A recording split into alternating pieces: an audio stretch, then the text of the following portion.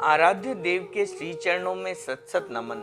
मैं अभिनंदन गादिया सूरत से जैन हिंदी ऑडियो बुक में आपका स्वागत करता हूं।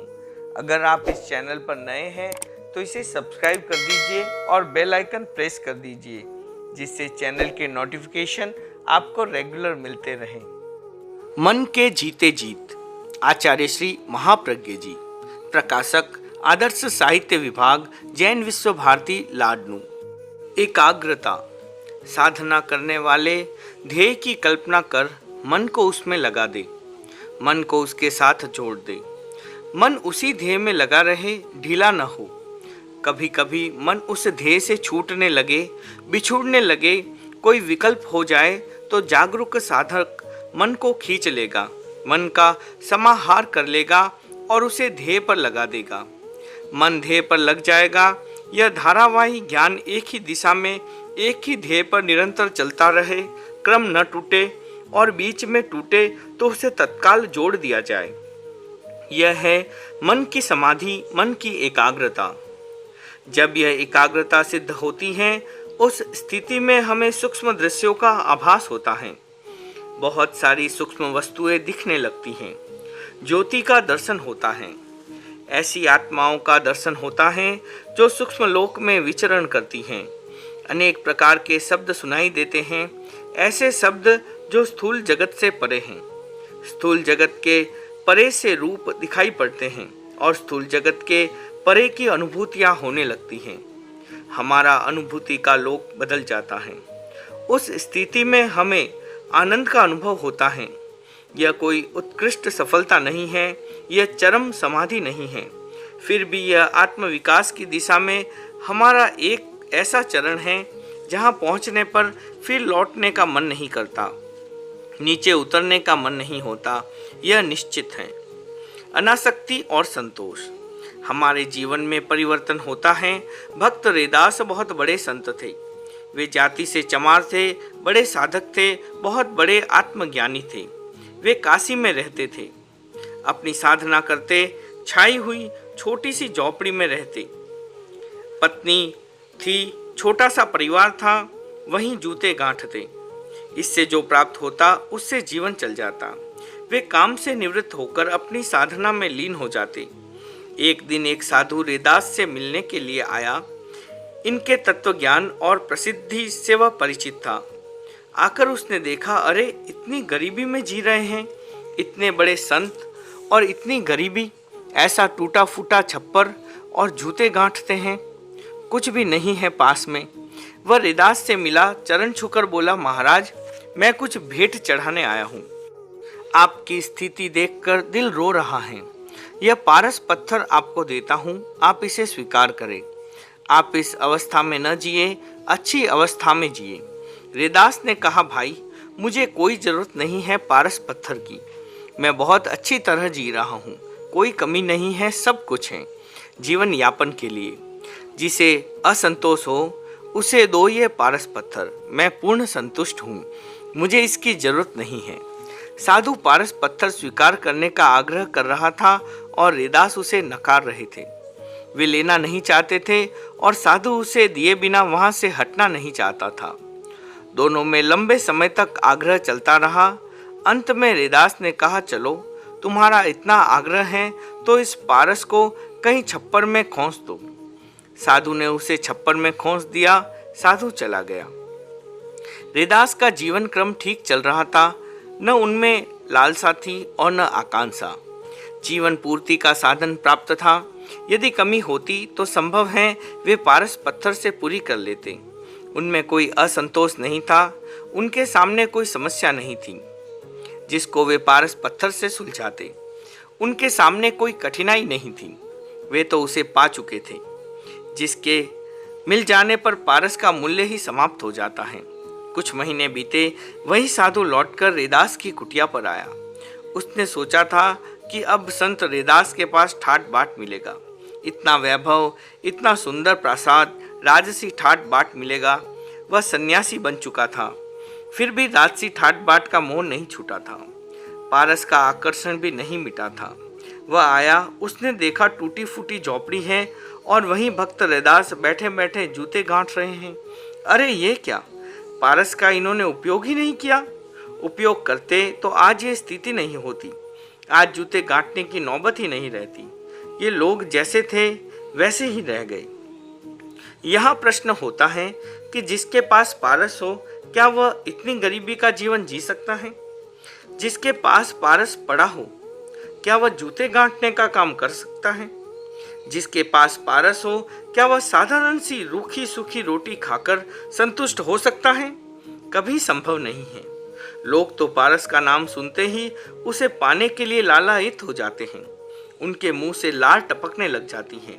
किंतु जिसके पास पारस है, जो क्षण भर में लोहे को सोना बना सकता है, जिसके हाथ में ये शक्ति आ जाए कि लोहे को छुआ और वह सोना हो जाए, न जाने वह क्या से क्या हो जाए।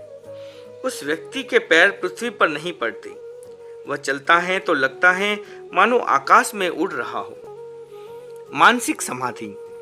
एक आदमी ऐसा भी होता है कि उसे पारस मिला, फिर भी उसके मन में विचार ही नहीं उठता कि मैं लोहे का सोना बना लूं। स्वप्न में भी ये विचार नहीं आता कि पारस के योग से मैं माला माल हो जाऊं, रहने के लिए सुंदर कोठी बना लूं, बढ़िया कपड़े पहनूं, आदि आदि।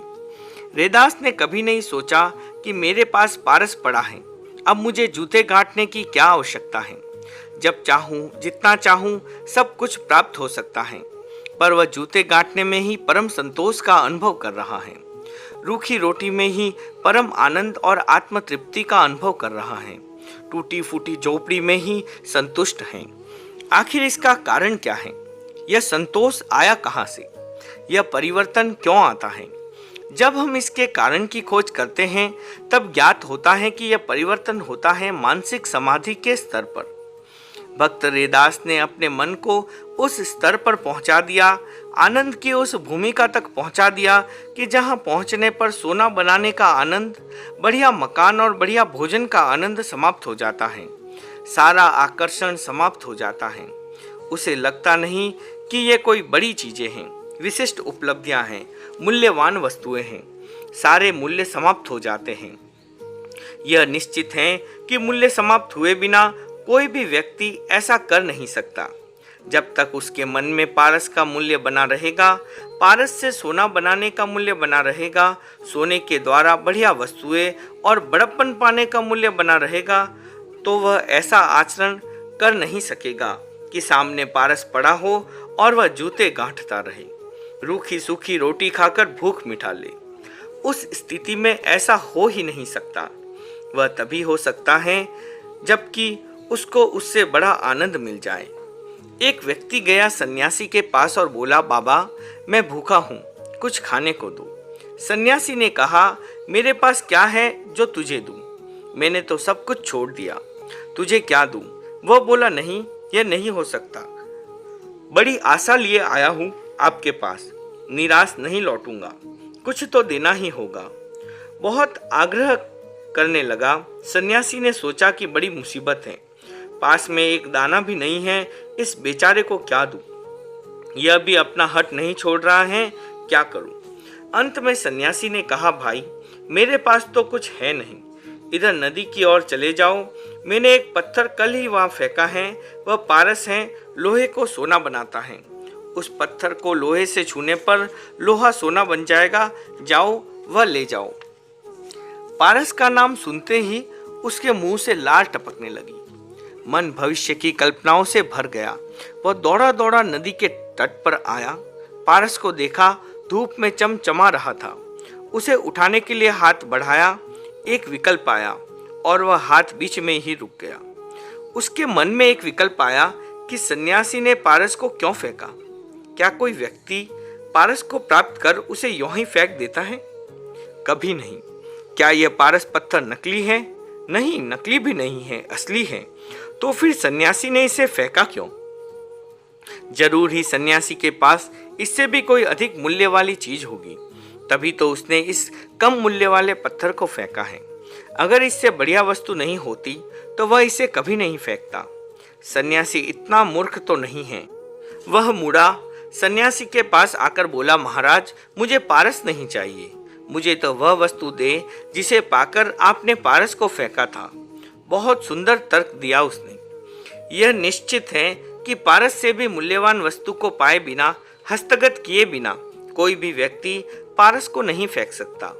पारस से भी कोई मूल्यवान वस्तु मिल जाती है तब पारस का मूल्य घट जाता है, व्यक्ति उसे फेंक देता है। हरिदास के मन में पारस के प्रति आकर्षण नहीं हुआ क्योंकि वे उससे भी बहुत अधिक मूल्यवान वस्तु प्राप्त कर चुके थे। उनका आकर्षण उस तुच्छ वस्तु से हटकर महान वस्तु पर केंद्रित हो गया था। मानसिक एकाग्रता। तेरापंथ धर्म संघ के चौथे आचार्य हुए हैं श्रीमद जयाचार्य। वे मुनि अवस्था में थे। एक बार वे पाली में आए, बाजार की दुकान में ठहरे हुए थे। उनकी अवस्था छोटी थी। वहां एक नट मंडली आई हुई थी। दुकान के सामने वाले मैदान में नटों ने अपने कर्तव्य दिखाने प्रारंभ किए। सैकड़ों दर्शक एकत्रित हो गए। नाटक प्रारंभ हुआ, घंटा भर चला, संपन्न हो गया। दर्शकों में एक भाई था जिसने अपने साथियों से कहा, तेरापंथ धर्म संघ की नींव 100 वर्षों के लिए और मजबूत हो गई। उन्होंने पूछा, तुमने ये कैसे जाना? क्या कोई ज्ञान हुआ या ऐसे ही गप हाँक रहे हो? उसने कहा, नाटक घंटा भर चला। नट बड़े सुंदर कर्तव्य दिखा रहे थे। मैंने नाटक देखा ही नहीं। मैं तो सामने वाली दुकान में स्थित छोटी अवस्था वाले मुनि को ही देखता रहा। उस मुनि ने आंख उठाकर भी उस और नहीं देखा। मैं एक टक उस मुनि की मानसिक एकाग्रता को ही देखता रहा। जिस संघ में ऐसे मुनि होते हैं उस संघ की नींव मजबूत होती जाती है। मुनि की यह भावना क्यों बनी? यह परिवर्तन कैसे आया? क्या ऐसा होना स्वाभाविक है? नहीं, बिल्कुल नहीं। हर आदमी ऐसी स्थिति में रस लेता है। बूढ़ा हो या जवान, बालक हो या किशोर, स्त्री हो या पुरुष, सब मनोरंजन में रस लेते हैं। सबकी आंखें नाटक देखने के लिए उत्सुक हो जाती हैं। पर मुनि ने एक क्षण के लिए भी नाटक की ओर दृष्टिपात नहीं किया। क्यों? इसका एक ही कारण है कि उसका मन नाटक को देखने से प्राप्त आनंद की भूमिका से ऊपर उठ चुका था। उसके लिए नाटक का आकर्षण समाप्त हो चुका था। वह आनंद की ऊंची भूमिका में विहरण कर रहा था। बाह्य आनंद के स्रोत उसमें आकर्षण पैदा नहीं करते। वह बड़ा नाटक देख रहा था। उसके लिए यह नाटक निकम्मा और बेकार था। यह सनातन सत्य है कि श्रेष्ठ वस्तु की प्राप्त हो जाने पर सामान्य वस्तुओं के प्रति आकर्षण ही समाप्त हो जाता है। कोई रोटी खा रहा है, सामने मिठाई आ गई, हाथ रोटी से हटकर मिठाई पर चला जाएगा। रोटी का मूल्य मिठाई की तुलना में कम है। रोटी का मूल्य कम हो गया, मिठाई का मूल्य अधिक हो गया। रोटी का आकर्षण कम हो गया, मिठाई का आकर्षण बढ़ गया। जिस श्रेष्ठ वस्तु के प्रति आपका आकर्षण है वह उससे कम श्रेष्ठ वस्तुओं के आकर्षण को समाप्त कर देता है। एकाग्रता की भूमिका।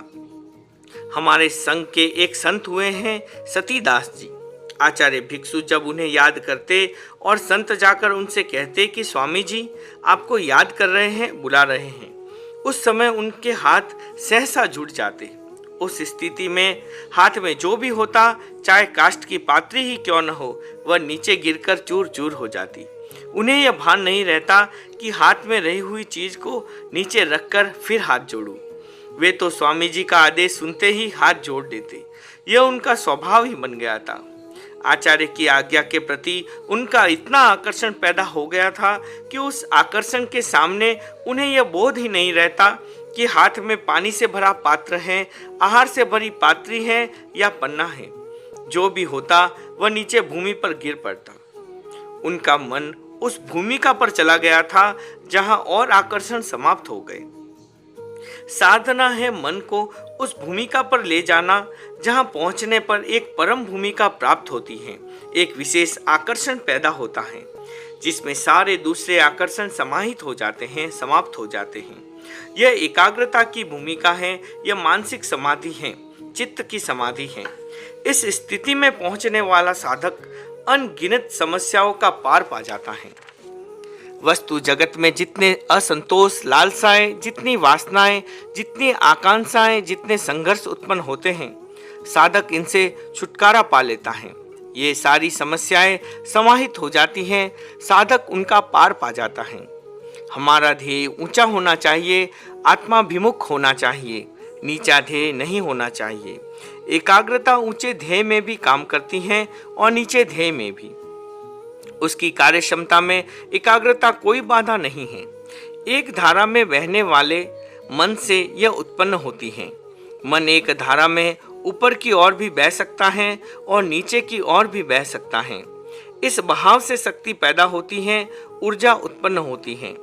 वह तो अपना कर्तव्य दिखाएगी ही। यदि मन को नीचे ध्येय में एकाग्र कर लिया तो विस्फोट नीचे स्तर पर होगा। वह काम का नहीं, वह नीचे ले जाने वाला होगा, चेतना के प्रवाह को नीचे ले जाएगा। यदि ऊंचे ध्येय में मन को एकाग्र किया है, मन को नियोजित किया है, तो वह विस्फोट होगा ऊंचे स्तर पर। वह मन को विकसित करेगा, वह अनेक उपलब्धियों का वाहक होगा। एकाग्रता अच्छी है, पर उसके लिए भी समय की सीमा है। उसका हमें ख्याल रखना चाहिए। आज बीज बोया और आज ही वृक्ष बन जाए, यह असंभव है। उसके लिए काल की अवधि है। इसी प्रकार एकाग्रता के फलीभूत होने की भी कालावधि है। आज एकाग्रता का अभ्यास प्रारंभ किया, 5, 10, 20 मिनट का अभ्यास होने लगा, यह अच्छा है, पर पूरा नहीं है। यह उसका अंतिम फल नहीं है।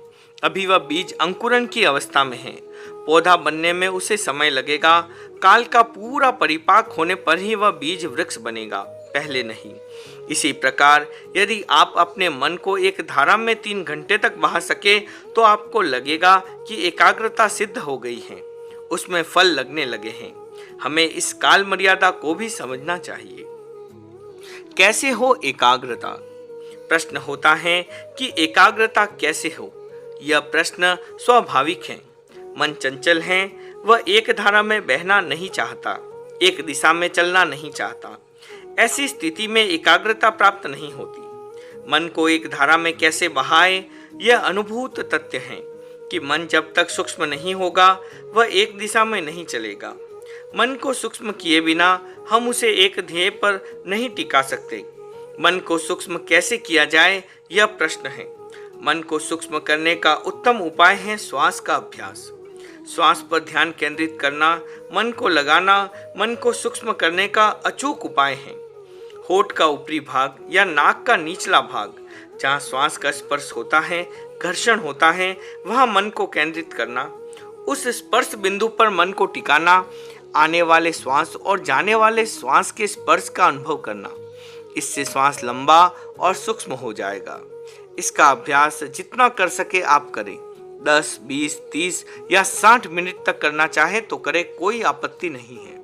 इस अभ्यास काल में आपको अनुभव होगा कि मन जो गधे की भांति अतीत की स्मृतियों का, वर्तमान के चिंतन का और भविष्य की कल्पनाओं का भार ढो रहा था, अब वह एक एक कर सारे भार को नीचे गिरा रहा है और हल्का हो रहा है।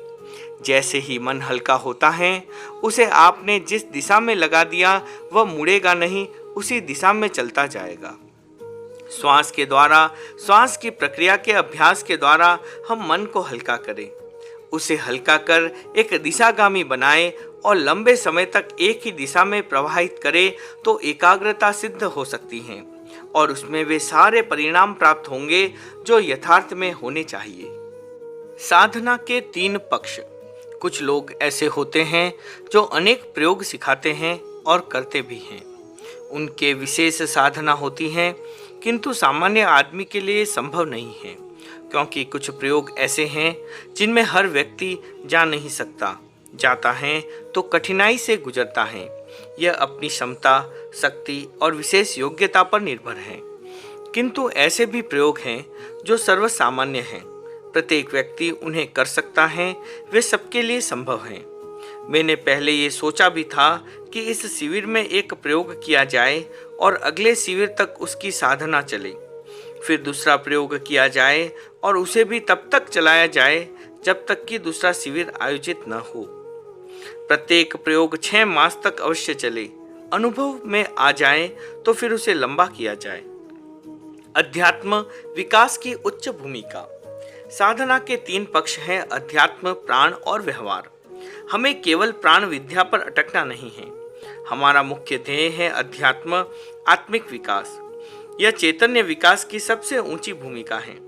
दूसरा है प्राण का प्रयोग, वह भी आवश्यक है। हम प्राण बल, मनोबल और शक्ति का विकास करें, जिससे कि अध्यात्म तक पहुंचने में सुविधा रहे। तीसरा बात है व्यवहार की। अध्यात्म की साधना चल रही है, प्राण की साधना चल रही है, और यदि व्यवहार में कोई परिवर्तन नहीं आता है तो लोगों के लिए मखौल की बात बन जाती है। हमारा व्यवहार भी साथ साथ बदलना चाहिए। अध्यात्म का विकास होता है तो व्यवहार अपने आप बदलता है। बदले बिना रह नहीं सकता, फिर भी उसकी साधना साथ साथ चलनी चाहिए। व्यवहार की साधना भी अध्यात्म के लिए पूरक और सहयोगी सिद्ध होगी। लंबा श्वास ले। अध्यात्म की दृष्टि से आप 6 मास तक अरहम विसर्जन का प्रयोग करें। अहंकार और ममकार ये दो ही हमारी अध्यात्म साधना की चैतन्य विकास की बाधाएं हैं। आप अरहम विसर्जन का अभ्यास करें। प्राण साधना की दृष्टि से 2 बातें हैं, एक है दीर्घ श्वास और एक है समताल श्वास। आप इन दोनों का अभ्यास करें। श्वास लंबा लें। श्वास जितना लंबा होगा उतना ही मन में विकार कम आएगा, क्रोध कम आएगा, आवेग कम आएगा। श्वास जितना छोटा होता है उतने ही विकार ज़्यादा आते हैं। जब श्वास लंबा होता है, पूरा होता है, वह हमारे भीतर जो उत्तेजना देने वाले पदार्थ हैं उन्हें बाहर निकाल फेंकता है। उसके पीछे एक वैज्ञानिक कारण है। फेफड़े में रक्त की छनाई होती है, हार्ट पंपिंग का काम करता है, वहाँ से रक्त का पंपिंग होता है, सारे शरीर में पहुँचता है, वह संस्कारों को लेकर बहता है। जितना शुद्ध रक्त जाएगा मन उतना ही शांत रहेगा, आवेग कम होगा। रक्त जितना दूषित होगा स्वभाव चिड़चिड़ा बन जाएगा, क्रोध अधिक आने लगेगा। जब हम दीर्घ श्वास लेते हैं, पूरा श्वास लेते हैं, तो जितना कार्बन है, जितनी खराबी जमती है, वह सारी की सारी उस श्वास के साथ बाहर निकल जाती हैं। श्वास छोटा लेते हैं, पूरा ऑक्सीजन अंदर नहीं जाता है और भीतर जो मैल जमा है वह भी पूरा नहीं निकलता, इसलिए आदमी का स्वभाव नहीं बदलता। दीर्घ सांस का अभ्यास बहुत आवश्यक है। समताल श्वास। दूसरी बात है हम समताल श्वास लें। संगीत में जब तक ताल सम नहीं होता तब तक संगीत का आनंद नहीं आता। ताल सम होना चाहिए। श्वास में भी ताल का मूल्य है। श्वास समतोल होना चाहिए। जितने समय में पहला श्वास लिया, जितने समय रोका या छोड़ा, दूसरा श्वास भी उतने समय में ही आए, तीसरा श्वास भी उतने ही समय में आए, समय का अंतर न हो। जब हम चलते हैं तब एक पैर यहाँ रखा, दूसरा पैर एकदम आगे रख दिया, तीसरा और कहीं रख दिया तो गति नहीं बनेगी। गति तब बनती है जब पैर बराबर उठते जाते हैं। समताल श्वास आवश्यक होता है। मान लीजिए कि पहला श्वास लेने छोड़ने में 20 सेकंड लगते हैं, दूसरे तीसरे श्वास में भी 20 सेकंड ही लगने चाहिए। यह है समताल श्वास। इससे एक ऐसी लयबद्धता उत्पन्न होती है कि आदमी सहज ही ध्यान की स्थिति में चला जाता है, शांत हो जाता है। ध्यान का मतलब यह नहीं कि हम बैठकर जो करते हैं वही ध्यान है। जब हमारा मन शांत रहे, उद्विग्न न हो, वह सारी ध्यान की ही स्थिति है। जब समताल श्वास की निष्पत्ति है, प्राण की दृष्टि से 2 बातें हैं, दीर्घ श्वास और समताल श्वास। करुणा का अभ्यास। तीसरी बात है व्यवहार की। व्यवहार की दृष्टि से साधक को करुणा का अभ्यास करना चाहिए। यह अभ्यास अगले सत्र तक चले। प्रतिपल हम इसका जागरूकता से अभ्यास करें। अपने बच्चों के प्रति, अपने परिवार के प्रति, अपने नौकर के प्रति करुणा करें। सबके प्रति करुणा करें। किसी के प्रति क्रूर व्यवहार न करें, क्रूरता न दिखाएं। जब कभी मन में क्रूरता आएगी हम संभलेंगे और करुणा करेंगे। यदि करुणा हमारे मन में आती है, जीवन में आती है, तो अनेक व्याधियां अपने आप मिट जाती हैं। बहुत सारे अन्याय क्रूरता के कारण होते हैं। आदमी क्रूर होकर अन्याय करता है। यदि करुणा का अभ्यास होता है, विकास होता है, तो सारी स्थितियां समाप्त हो जाती हैं। जैन परंपरा में यह माना गया है कि जिसमें करुणा नहीं है वह सम्यक दृष्टि भी नहीं हो सकता। सम्यक दृष्टि का एक लक्षण है अनुकंपा। यदि आदमी में अनुकंपा है, करुणा है, तो वह सम्यक दृष्टि है। यदि करुणा नहीं है तो वह मिथ्या दृष्टि है। यह कसौटी है पहचानने की कि कौन सम्यक दृष्टि है और कौन मिथ्या दृष्टि। यह हमारे व्यवहार का सूत्र है। अध्यात्म की साधना में अहम का विसर्जन, प्राण की साधना में दीर्घ श्वास तथा समताल श्वास और व्यवहार की साधना में करुणा का अभ्यास, यह प्रयोग के 3 आयाम हैं। इनसे 3 बातें फलित होगी, सिद्ध होगी। पहली बात होगी अहम का विसर्जन, दूसरी बात होगी वासना विजय, तीसरी बात होगी करुणा का अभ्यास। जप का प्रयोग, इनके साथ एक बात और है, चौथी बात है जप।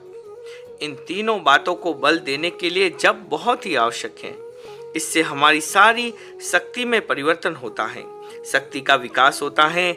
जब प्राण शक्ति और आत्मशक्ति दोनों को प्रभावित करता है। इसके लिए आप नवकार मंत्र का जाप करें, माला फेरें। आप नमस्कार मंत्र का एक चरण ले, नमो अरहंताणम। इस चरण का आपको जप करना है। श्वास लेते समय इसका जप न करें, उच्चारण न करें। श्वास छोड़ते समय भी इसका जप न करें। पूरक में भी इसका जप न करें और रेंचन में भी इसका जप न करें। इसका जप कुंभक की अवस्था में करें। आपने श्वास लिया, पूरक किया, अभी उसे अंदर टिकाए रखे कुंभक की अवस्था में। श्वास को बाहर छोड़ा नहीं, इस अवस्था में आप उसका जाप करें। नमो अरहंताणम का उच्चारण करें, फिर श्वास को निकाला, फिर श्वास लिया। निकालते समय भी जाप नहीं करना है। फिर श्वास को अंदर रोका, कुंभक हुआ, तब नमो सिद्धाणम का जप करें। कुंभक की स्थिति में ही जप हो, यह जरूरी नहीं कि पूरी माला ही फेरी जाए। 10 बार भी इस विधि से यदि नमस्कार महामंत्र का जप होता है तो वह बहुत लाभदायी है, मूल्यवान है। जितनी आपको सुविधा है उतनी देर करें, पर कम से कम 21 बार अवश्य करें। एक माला फेरते हैं तो बहुत अच्छा, अन्यथा इतना तो अवश्य ही हो। आपकी स्थिरता बढ़ेगी, एकाग्रता बढ़ेगी। जप करने की यह एक विधि है। कुंभक की स्थिति में जप हो, पूरक और रेचक के बीच की स्थिति में जप हो, यह भी एक विधि है। इसके साथ साथ रंग का ध्यान भी आवश्यक है। स्थान का ध्यान भी बहुत जरूरी है। किस पद को किस रंग के साथ शरीर के किस भाग में जपना है, यह जानना भी जरूरी है। जप के साथ हम 4 बातें और जोड़ दे, पद, रंग, स्थान और श्वास की स्थिति। हम नमो अरहंताणम को ले, इसका वर्ण है श्वेत और स्थान है मस्तिष्क सहस्त्रार चक्र। इस पद का उच्चारण करते समय मन सहस्त्रार चक्र में स्थित हो और श्वेत वर्ण का चिंतन हो, अभ्यास हो। सहस्त्रार चक्र अर्थात बृहरंध्र तालु के ऊपर का भाग। हमारी स्थिति कुंभक की हो, चारों बातें हो गई। पद है अरहंताणम, रंग है श्वेत, स्थान है सहस्त्रार चक्र, तालु के ऊपर का स्थान। श्वास की स्थिति है कुंभक, अंतः कुंभक। नमो सिद्धाणम, यह दूसरा पद है। इसका वर्ण है लाल, इसका स्थान है ललाट का मध्य भाग। आज्ञा चक्र, श्वास की स्थिति होगी कुंभक। नमो आयर्याणम, यह तीसरा पद है। इसका रंग है पीला, इसका स्थान है विशुद्धि चक्र गला। यह पवित्रता का स्थान है। हमारी सारी भावनाओं और आवेगों पर नियंत्रण रखने वाला यही स्थान है। श्वास की स्थिति होगी अंतः कुंभक। नमो वज्जायणम, यह चौथा पद है। इसका रंग है नीला, इसका स्थान है हृदय कमल। श्वास की स्थिति है कुंभक। नमो लोये सव्वसाहुणम, यह 5वां पद है। इसका रंग है कृष्ण काला, इसका स्थान है पैरों का अंगूठा। श्वास की स्थिति है कुंभक। 5 पदों के वर्ण भिन्न हैं, स्थान भिन्न है। श्वास की स्थिति 5 में समान है। प्रत्येक के साथ पद, वर्ण, स्थान और श्वास की स्थिति, चारों बातें जुड़ी हुई हैं। अब इनके साथ हमारे मन का पूरा योग रहना चाहिए। मन का योग होने से 5 बातें हो गई। 5 का विधिवत योग होने से ही जब शक्तिशाली होता है। एक की कमी परिणाम में न्यूनता ला देती है। प्रयोग के परिणाम, आप अहम का विसर्जन करना चाहते हैं, करुणा का विकास करना चाहते हैं और श्वास पर नियंत्रण चाहते हैं। ये तीनों इस जप से सधते हैं। मंत्र शक्तिशाली बन जाता है। आप समझते हैं कि नवकार मंत्र का इतना जप किया, इतनी मालाएं फेरी, वर्षों तक क्रम चलता रहा, पर दृश्य लाभ कुछ भी नहीं हुआ। यह अनुभूति एक की नहीं, अनेक व्यक्तियों की है। आप ऊपर बताए हुए क्रम से जप करें और 6 मास बाद बताएं कि परिवर्तन हुआ या नहीं। परिवर्तन अवश्य होगा। जो लोग बहुत प्रयोगों में जाना नहीं चाहते, जिनमें अनेक प्रयोग करने की क्षमता भी नहीं है, वे एक इस प्रयोग को पकड़े, इसे हृदयगम कर ले। इससे 4 बातें फलित होगी। पहली बात, अहम का विसर्जन। इसका अर्थ है विनम्रता। यह भी एक समाधि है। भगवान महावीर ने 4 समाधियां बतलाई हैं: विनय समाधि, श्रुत समाधि, तप समाधि और आचार समाधि। पहली है विनय समाधि। यह है अहम का विसर्जन। अहम स्वयं ही उद्दंडता है, प्रकृति का उद्धतपन है। आदमी अपने आप को बहुत मानने लग जाता है। विनय का अर्थ क्या है? विनय का मतलब है विनयन, दूर कर देना, हटा देना। जो हमारे भीतर कसाय का भाव है, अहम है, उसे दूर करना, यही है विनय, विनम्रता। विनम्रता दूसरे के प्रति नहीं होती, यह अपना स्वयं का गुण है। अहंकार स्वयं का ही दोष है। विनय का अभ्यास करना, विनय समाधि में रहना, आत्म समाधि में रहना है। यह समाधि अहंकार के विसर्जन से फलित होती है। इससे स्वयं को समाधान मिलता है, एकाग्रता सिद्ध होती है। दूसरी बात है करुणा का अभ्यास। तीसरी बात है प्राण की साधना। चौथी बात है मंत्र का विधिवत जप। ये चारों बातें मिलती हैं तब पूरा प्रयोग बनता है। इस प्रकार के प्रयोग से सिद्धि प्राप्त होती है। इससे हमारा चतुर्मुखी विकास होता है। किसी एक अंश का विकास नहीं होता, सब अंशों का विकास होता है। केवल प्राण कोश का विकास हो जाए और स्वभाव न बदले तो वह शक्ति हमारे लिए बहुत खतरनाक बन जाती है, दुखदायी बन जाती है। हम आत्मा का विकास करना चाहते हैं, किंतु यदि प्राण का विकास नहीं होगा तो दुर्बल प्राण आत्मा तक नहीं पहुंच पाएंगे। उपनिषदों में एक सुंदर बात कही है, नाय आत्मा बलहीनेन लभ्यम। वीर्यहीन व्यक्ति आत्मा को नहीं पा सकता। कमजोर कुछ नहीं कर सकता, कुछ नहीं पा सकता। इसके लिए 2 बातें जरूरी हैं, करुणा का अभ्यास और अहम का विसर्जन। आप संकल्प के सहारे चले, करुणा का व्यवहार में प्रयोग होगा। अभी आप किस पर क्रूरता करते हैं, किस पर करुणा करते हैं, यह स्वयं आप पर निर्भर है। आपको स्वयं सोच समझकर प्रयोग करना है। दीर्घ श्वास, समताल श्वास और नमस्कार मंत्र का जाप, इनका प्रयोग सीखा जा सकता है। निर्विचार ध्यान। चीनी सम्राट ने एक ध्यान साधक को आमंत्रित कर कहा, मैं उपदेश सुनना चाहता हूँ, आप मुझे उपदेश दें। साधक बैठ गया। सम्राट प्रतीक्षा में है कि संत के मुख से कोई शब्द निकले। आधा घंटा बीत गया। सम्राट की प्रतीक्षा चालू है और संत का मौन चालू है। घंटा बीता। सम्राट अधीर हो गया। उसने कहा, भंते, आपको यहाँ उपदेश देने के लिए आमंत्रित किया है। मैं अत्यंत उत्सुक हूँ आपका उपदेश सुनने के लिए। आप मौन हैं, आप बोले, कुछ कहें। सम्राट का मंत्री ध्यान का मर्म समझता था। उसने कहा, राजन, उपदेश समाप्त हो चुका है, अब तो जाने की तैयारी है। संत उठकर चले गए। जो बात नहीं बोलकर, मौन रहकर समझाई जा सकती है, वह बोलकर नहीं। यह मेरे लिए भी एक समस्या है। नहीं बोलने के द्वारा जो बात समझ में आ सकती है, वह बोलने के द्वारा समझ में भी नहीं आ सकती। पर कभी कभी मौन के लिए भी बोलना जरूरी हो जाता है। जो भाषा से समित है, वह दिन भर बोलता हुआ भी नहीं बोलता। निरुक्तिकार का यह रहस्य सूत्र बहुत ही महत्वपूर्ण है। जो विकल्प के जाल में फंसा हुआ नहीं है, वह बोलता हुआ भी नहीं बोलता, और जो विकल्प से प्रताड़ित हैं, वह नहीं बोलता हुआ भी बोलता है। हम मन को समाप्त करके ही निर्विचारता तक पहुंच सकते हैं। निर्विचारता तक पहुंचने के लिए मन का विचरण बंद करना होगा। जहाँ तक मन सक्रिय है, मन विचरण कर रहा है, घूम रहा है, संक्रमण कर रहा है, परिवर्जन कर रहा है, तब तक निर्विचार ध्यान नहीं होगा। मन का संक्रमण बिल्कुल बंद हो जाए, यह अपेक्षित है। एक शब्द से दूसरे शब्द पर, एक अर्थ से दूसरे अर्थ पर, एक चिंतन से दूसरे चिंतन पर मन विचरण करता है। हम मन को एकाग्र करते हैं, फिर भी शब्द का चक्र चलता है, उसका विचरण होता है। मन की चंचलता समाप्त नहीं होती। चंचलता एकाग्रता में भी रहती है, किंतु वह चंचलता इतनी सीमित हो जाती है कि हम मन को स्थिर मान लेते हैं।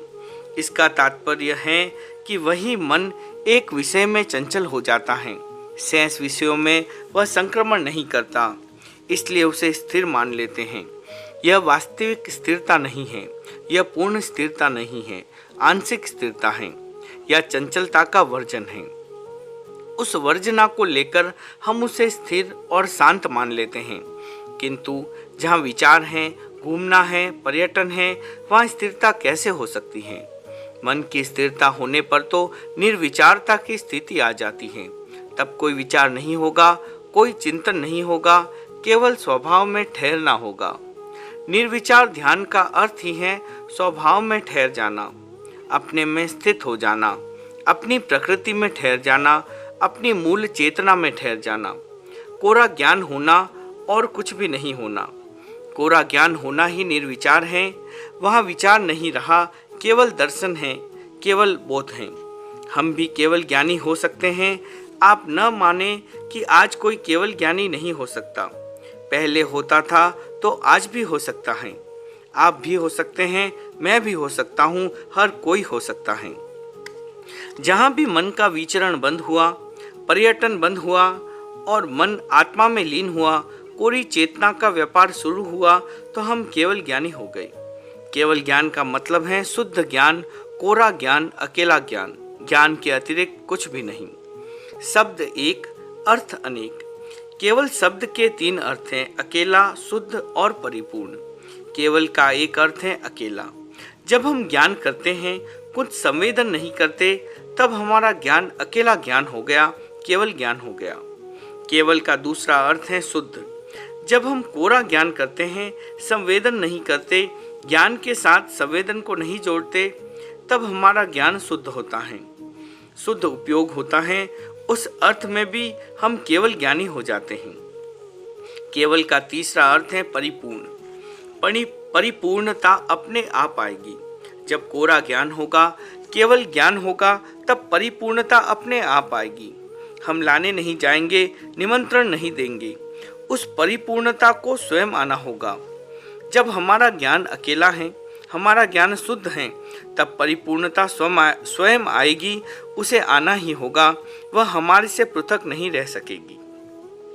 जब हम शुद्ध उपयोग की स्थिति में चले जाते हैं, तब हमें निर्विचारता की स्थिति प्राप्त हो जाती है। उपयोग का अर्थ है चेतना की प्रवृत्ति, चैतन्य का व्यापार। जहाँ चैतन्य का व्यापार शुद्ध है, मिलावट नहीं है, वह शुद्ध उपयोग की स्थिति है। यही निर्विचारता की स्थिति है। यहाँ सारे संवेदन समाप्त हो जाते हैं। एक पौराणिक कहानी है। एक संत था, वह बहुत प्रसिद्ध हो गया। हजारों की संख्या में लोग आने लगे। कुछ अच्छे लोग भी आते थे, कुछ बुरे लोग भी आते थे। संत के पास आने जाने की किसी को रुकावट नहीं थी। एक दिन एक दुर्जन आदमी संत के पास आकर बैठ गया। उसके मन में कोई जिज्ञासा नहीं थी। वह संत को चिढ़ाने के लिए इधर उधर के प्रश्न पूछने लगा। उसका मन दूषित था। उसका मन आग्रह और विवाद से भरा था। उसके मन में केवल आग्रह था, केवल विवाद था, केवल कुतर्क था। समझने का कोई भाव नहीं था। उसने प्रश्न पूछे, संत ने शांत भाव से उत्तर दिए। विविध प्रकार से समझाने का प्रयत्न किया, पर वह सारा पानी मथने जैसा था। दही का मंथन होता तो नवनीत निकलता। पानी को मथने से क्या हाथ आ सकता है? वैसा ही हुआ। उसने अपना आग्रह नहीं छोड़ा। संत हैरान हो गया। क्रोध नहीं आना चाहिए था, पर हैरानी ने उसे प्रकट कर दिया। वह साधक ही तो था, सिद्ध नहीं था। संत ने कहा, तुम बहुत बड़े दुष्ट हो, निकल जाओ यहाँ से। उसे धक्के देकर बाहर निकलवा दिया। कहा जाता है कि संत के समक्ष रात में भगवान प्रकट हुए। उन्होंने संत से कहा, तुमने बड़ा अन्याय किया। उस व्यक्ति को घर से निकाल दिया। वह बोला, भगवान और मैं क्या करता? वह दुष्ट था, क्रोधी था, कुतर्की था, कुछ समझने वाला नहीं था। तब मैं क्या करता? भगवान ने कहा, तुम भोले हो। जब उसके लिए भी मेरी सृष्टि में स्थान है, मेरे जगत में स्थान है, तब तुम्हारे यहाँ उसका स्थान क्यों नहीं होना चाहिए? संत बोला, आप तो परम शुद्ध हैं, मैं शुद्ध नहीं हूँ। मैं ऐसे दुष्ट व्यक्ति को स्थान कैसे देता? जहाँ शुद्धता होती है, वहाँ कोई विकार नहीं होता। जहाँ शुद्ध चेतना होती है, वहाँ सबके लिए स्थान हो सकता है, किंतु अशुद्ध चेतना में सबके लिए स्थान नहीं हो सकता। भगवान शुद्ध हैं। शुद्ध के जगत में सब कुछ समा सकता है। अच्छा हो, बुरा हो, गंदा हो, साफ सुथरा हो, सुगढ़ हो, बेडोल हो, कैसा भी हो, सब कुछ समा सकता है। अशुद्धता में सब नहीं समा सकता, वहाँ सीमाएं होती हैं। इतना जानो, इतना देखो, इतना अनुभव करो, ये सीमाएं हैं। शुद्धता में सब सीमाएं समाप्त हो जाती हैं, सब कुछ निस्सीम हो जाता है।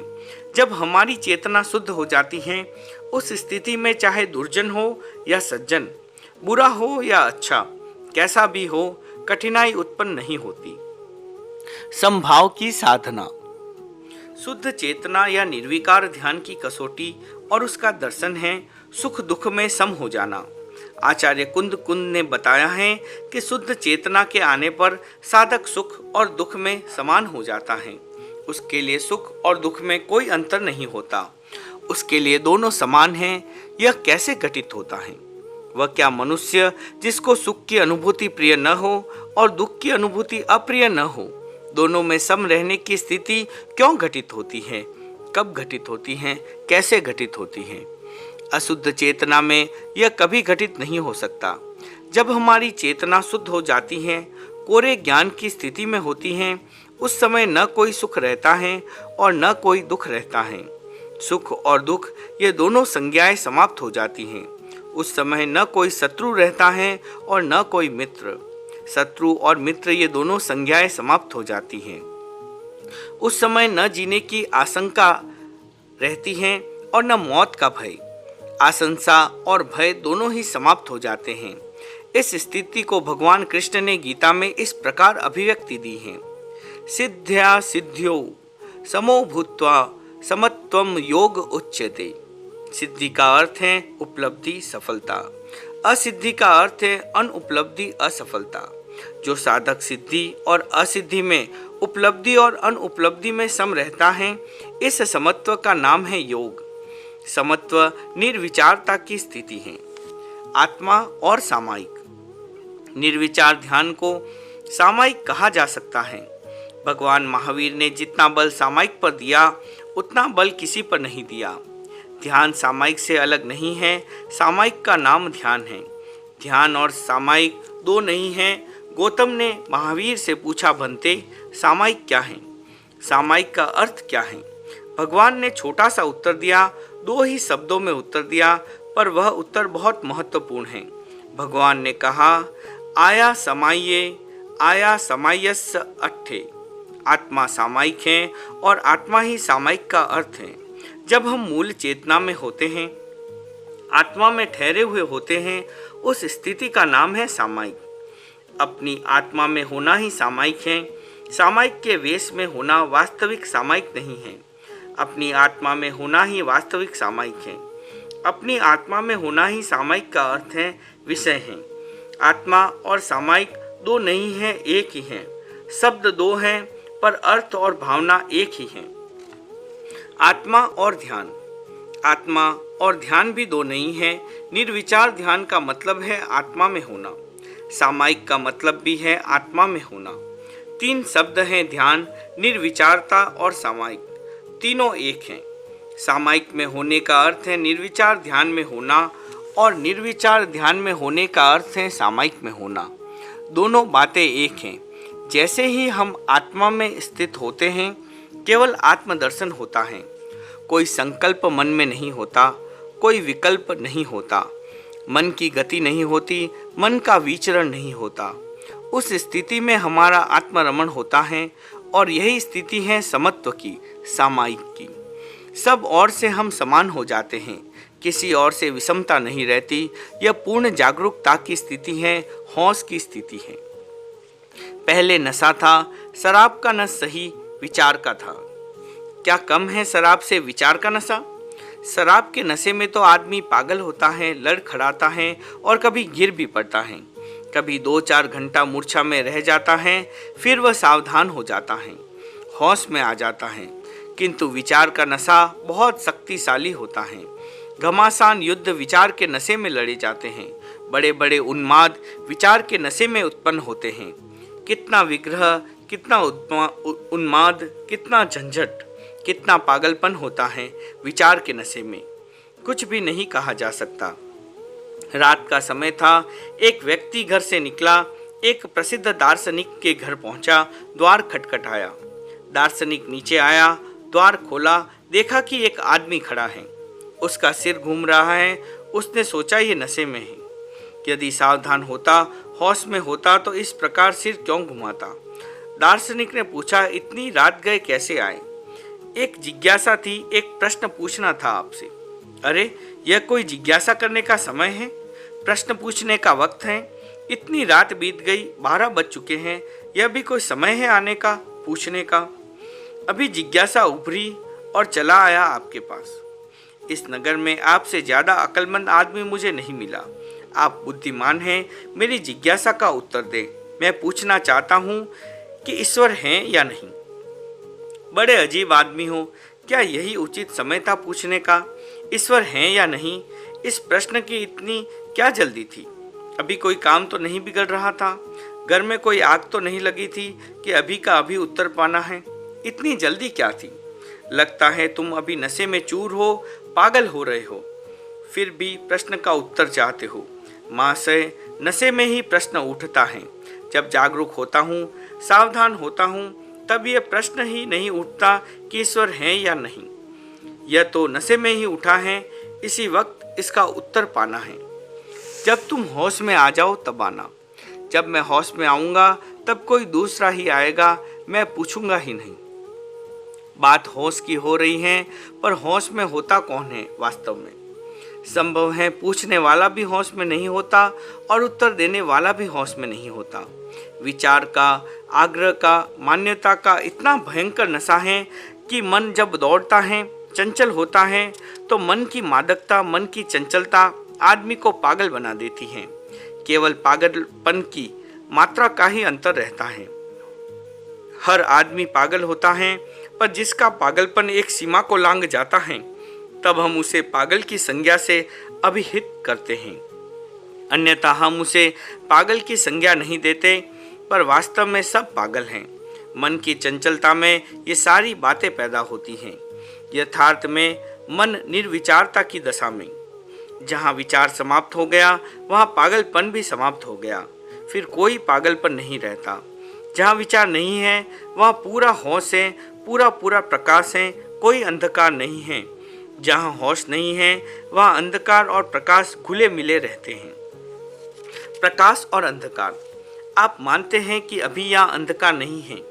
यदि नहीं है तो आप धूप में जाकर देखें, आपको लगेगा कि जहाँ धूप में खड़े हैं वहाँ प्रकाश अधिक है और यहाँ कम है। कम प्रकाश का अर्थ ही है अंधकार। यह भी सापेक्ष स्थिति है। अधिक प्रकाश की अपेक्षा कम प्रकाश को अंधकार कह दिया जाता है। भीतर के कमरे की ओर देखिए, आपको लगेगा कि यहाँ प्रकाश अधिक है, वहाँ कम है। सामने जो धूप से चमकती दीवार है, उसकी अपेक्षा इस बरामदे में प्रकाश कम है, और बरामदे की अपेक्षा भीतर के कमरे में प्रकाश और कम है। हम जब तुलनात्मक दृष्टि से देखते हैं तो जहाँ प्रकाश मानते हैं वहाँ अंधकार भी है। एक बिंदु ऐसा आता है कि जहाँ पूरा अंधकार समाप्त हो जाता है। हम जिसे ज्ञान मानते हैं, दर्शन मानते हैं, अनुभव मानते हैं, विकास मानते हैं, वहाँ भी अंधकार छिपा पड़ा है। यह अंधकार तब तक नहीं मिटता जब तक हमारी चेतना शुद्ध उपयोग में नहीं चली जाती। कोरा ज्ञान और कोरी चेतना का उपयोग नहीं रह जाता, तब तक ये अंधकार भी हमारे साथ साथ चलता है। प्रकाश की मात्रा कम होती है, हम उसे अंधकार नहीं मानते, किंतु जब गहराई में जाकर विचार करते हैं तो अंधकार होता है। मुझे एक संस्मरण याद आ रहा है, मद्रास की बात है। मैं एक दिन एक स्थान पर बैठा था, वहाँ प्रकाश था, किंतु जब लिखने का प्रश्न आया तो मन में विचार उठा कि यहाँ तो अंधकार है, यहाँ नहीं लिखा जा सकता, यहाँ लिखने योग्य प्रकाश नहीं है। मैं उठकर दूसरी जगह गया जहाँ अधिक प्रकाश था और वहाँ लिखना प्रारंभ किया। कुछ लिखा, कुछ समय बाद सूक्ष्म लिपि वाले पन्ने को पढ़ने की जरूरत हुई। अक्षर सूक्ष्म थे, उन्हें पढ़ने के लिए वहाँ का प्रकाश भी पर्याप्त नहीं था। वहाँ से उठकर दूसरी जगह जाना पड़ा। जहाँ मैं प्रकाश मानता था वहाँ अंधकार हो गया। लिखने का प्रश्न आया तो जहाँ प्रकाश था वहाँ भी अंधकार हो गया। मैं उस प्रकाश में आदमी को तो देख सकता था, पर पढ़ नहीं सकता था। और जब सूक्ष्म अक्षरों को पढ़ने का अवसर आया तो जहाँ लिखने के लिए प्रकाश था वहाँ फिर अंधकार हो गया। मुझे फिर तीसरी जगह चुननी पड़ी। ऐसी स्थिति में कैसे माना जा सकता है कि जहाँ प्रकाश है वहाँ अंधकार नहीं? प्रकाश और अंधकार दोनों साथ साथ चलते हैं। एक बिंदु ऐसा आता है जहाँ प्रकाश केवल प्रकाश होता है, अंधकार समाप्त हो जाता है। वह बिंदु है निर्विचारता की स्थिति। इस बिंदु पर पहुंचते ही सारा अंधकार समाप्त हो जाता है। कोरा प्रकाश रहता है, केवल उज्ज्वलता, कोई अंधकार नहीं। जो देखेंगे सत्य ही देखेंगे, वहां हमें वास्तविक सत्य का दर्शन होता है। उस प्रकाश में सही सत्य का दर्शन होता है। उस प्रकाश में असत्य की एक रेखा भी नहीं रहती। पूरा प्रकाश प्रकट हो जाता है। निर्विचारता की स्थिति प्राप्त हो जाती है। ध्यान और निर्विचारता। ध्यान का पहला प्रयोग है मन की एकाग्रता। एक विचार पर मन को लगाते हैं, एक दिशा में मन प्रवाहित करते हैं। यह अच्छा है, यह आवश्यक भी है। ऐसा किए बिना हमारी गति भी नहीं है, यह अंतिम मंजिल नहीं है। इस पर ही आप न रुक जाएं, इसे ही अंतिम मंजिल न माने। इसके साथ भी बहुत अंधकार है, बहुत कल्पनाएं हैं, बहुत भ्रांतियां जुड़ी हुई हैं। होता कुछ है, हम मानते कुछ हैं। ध्यान काल में हमें कुछ दिखाई देता है, हम उन्हें वास्तविक मान लेते हैं। वे वास्तविक नहीं हैं, हमारी ही मन की परिणतियां हैं। ऐसी चीजें दिखाई देती हैं, ऐसे शब्द सुनाई देते हैं जो वास्तविक नहीं हैं। ध्यान से उनका कोई संबंध नहीं है, फिर भी हम उन्हें यथार्थ मान लेते हैं। यह सारा एक चक्र है। इस चक्र में भ्रांति या विप्रयास छूट नहीं जाता। इसमें पूरे सत्य का दर्शन नहीं होता। इसमें आत्मा का साक्षात्कार नहीं होता। आत्मा निर्विचार है, उस तक विचार से नहीं पहुंचा जा सकता। आत्मा अशब्द है, शब्द के माध्यम से उस तक नहीं पहुंचा जा सकता। आत्मा निर्विकल्प है, विकल्प के द्वारा उस तक नहीं पहुंचा जा सकता। आत्मा अचिंतन है, चिंतन के द्वारा उस तक नहीं पहुंचा जा सकता। वहां पहुंचा जा सकता है निर्विचार, निशब्द, निर्विकल्प, निश्चिंत और निर्मनस्क स्थिति के द्वारा। उस स्थिति का जो अनुभव होता है वह अनुभव ही हमारे शब्दों की निचोड़ है। आत्मा का सुख।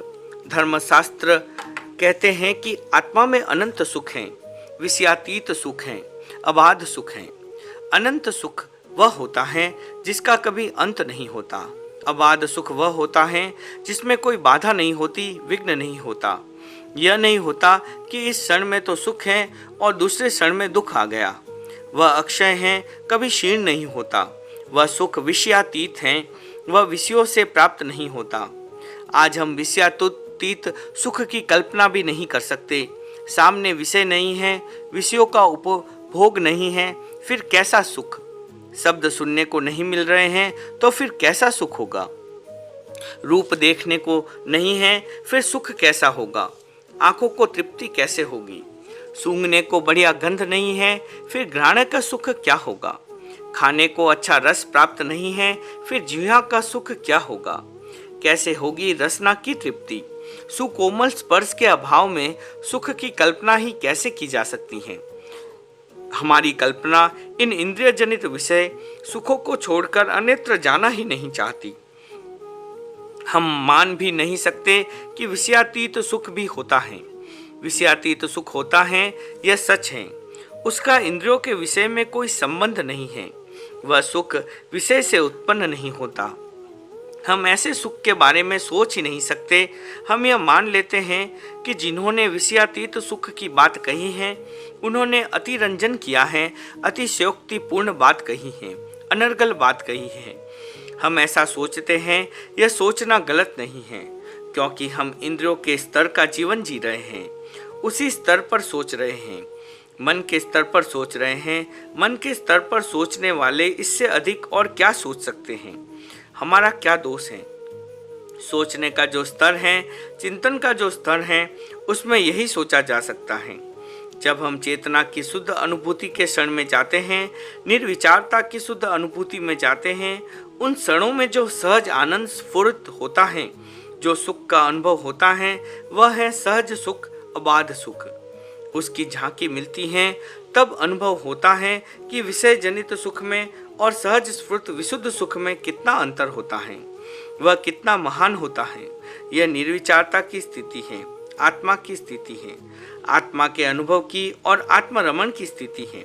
बाहर से अपने आप को हटाकर अपने आप में ही सिमट जाने की स्थिति है।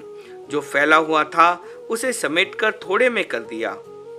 मस्तिष्क में अनगिनत कोष्ठक हैं। एक आदमी के मस्तिष्क को भूमि पर बिछाया जाए तो कन्याकुमारी से कश्मीर तक की भूमि पूरी भर जाएगी। कोष्ठक फिर भी बच जाएंगे। जब वे हमारे मस्तिष्क में होते हैं तब सिमटे हुए रहते हैं। उन्हें हम बाहर फैलाएं, समूची भूमि को भर देंगे। हमारे मस्तिष्क में इतने कोष्ठक हैं। जब हमारी चेतना का छितराव रुक जाता है, बंद हो जाता है, चेतना सिमटकर अपनी सारी अनुभूतियों को समेटकर एक केंद्र में आ जाती है, तब उसे कितना शक्ति का अनुभव होता है इसकी कल्पना भी नहीं कर सकते। जब घर छोड़कर कहीं जाते हैं, दूसरे प्रांत में जाते हैं, विदेश में जाते हैं तो लगता है कि यात्रा हो रही है। यात्रा के अनुभव भिन्न होते हैं। जब यात्रा से लौटकर घर आते हैं तो लगेगा कि मूल स्थान पर आ गए हैं। इसी प्रकार मन का जो छितराव है, वृत्तियों का जो छितराव है, विचारों का जो छितराव है, वह सिमटकर एक केंद्र में आ जाता है, अपने घर में आ जाता है। वह अनुभूति अलौकिक होती है। शक्ति का केंद्रीकरण। आत्मा मन के माध्यम से, इंद्रियों के माध्यम से, विचार के माध्यम से, स्मृति के माध्यम से, कल्पना के माध्यम से चारों ओर दौड़ती है। उसकी शक्ति छितर जाती है, केंद्रित नहीं होती। जब हम इंद्रियों का दरवाजा बंद कर, विचार बंद कर, स्मृति और कल्पना बंद कर, सबको समेटकर, छितरी हुई अपनी चेतना को समेटकर उसको मूल स्थान में स्थापित कर देते हैं, तब उसकी छितरी हुई शक्ति केंद्रित हो जाती है। वह बहुत अधिक बढ़ जाती है। उस समय एक विलक्षण अनुभव होता है। यह नहीं कि हम उसका अनुभव नहीं कर सकते। मैंने हमेशा कहा है कि हम आज भी केवल ज्ञान का अनुभव कर सकते हैं, अतीन्द्रिय ज्ञान का अनुभव कर सकते हैं, आत्मा के सहज आनंद का अनुभव कर सकते हैं। हमें केवल इतना सा करना होगा कि विचारों की भूमिका छोड़कर निर्विचारता की भूमिका पर पहुंचना होगा। स्मृति, कल्पना आदि का परिहार कर कोरे ज्ञान की, शुद्ध चेतना की और शुद्ध उपयोग की स्थिति पर पहुंचना होगा। उसका अनुभव करना होगा। जागरूकता के साथ यह देखना होगा कि मन का कहीं व्यापार तो नहीं हो रहा है, कहीं मन शुद्ध चेतना की स्थिति में बाधा तो नहीं डाल रहा है। हम देखें और कोरे ज्ञान की स्थिति का अनुभव करें तो आज भी हमारे लिए कुछ भी असंभव नहीं है। जिनको हम असंभव मान बैठे हैं और ऐसी भाषा में मान बैठे हैं कि अब कली काल है, कलयुग है, पांचवा आरा है, यह प्राप्त नहीं हो सकता, मोक्ष नहीं मिल सकता, केवल ज्ञान नहीं हो सकता, आदि आदि। इस प्रकार की मान्यता ने मन में निराशा, कुंठा भर दी है और आगे बढ़ने वाले हमारे चरण पीछे की ओर पड़ रहे हैं। उनमें बढ़ने की आतुरता ही नष्ट हो गई है। जब हम मान लेते हैं कि अमुक स्थिति प्राप्त नहीं हो सकती, फिर उसके लिए प्रयत्न ही कौन करेगा, क्यों करेगा? इस धारणा को हम निकाल दें कि अमुक स्थिति प्राप्त नहीं हो सकती, क्या हो सकता है, क्या नहीं हो सकता, यह सोचना हमारे अधिकार क्षेत्र में नहीं है। हमारा अधिकार है चलना, चलते रहना और चरण को और आगे से आगे बढ़ाते रहना। चैरवेत्ती यह है हमारा कर्तव्य। हमारा गति करने का अधिकार है, उस दिशा में बढ़ने का अधिकार है। हम निर्विचार चेतना की स्थिति में बढ़ने के लिए अपने कदम उठाएं। जो होना होगा वह अवश्य होगा। जो उपलब्ध होना है वह हमें प्राप्त हो जाएगा। जो नहीं मिलना है वह नहीं मिलेगा। पहले चिंता का भार हम क्यों ढोएं? पहले ही चिंता के नीचे हम क्यों दबे? जिस व्यक्ति ने शुद्ध चेतना की स्थिति का, शुद्ध उपयोग की स्थिति का इतना दृढ़ अभ्यास कर लिया, वह निश्चित ही उस स्थिति में पहुंच जाएगा। जिस स्थिति में पहुंचने पर मोक्ष है या नहीं, परमात्मा है या नहीं, परमात्मा की स्थिति में सुख है या नहीं, ये सारे प्रश्न समाप्त हो जाएंगे, समाहित हो जाएंगे। ओम अरहम।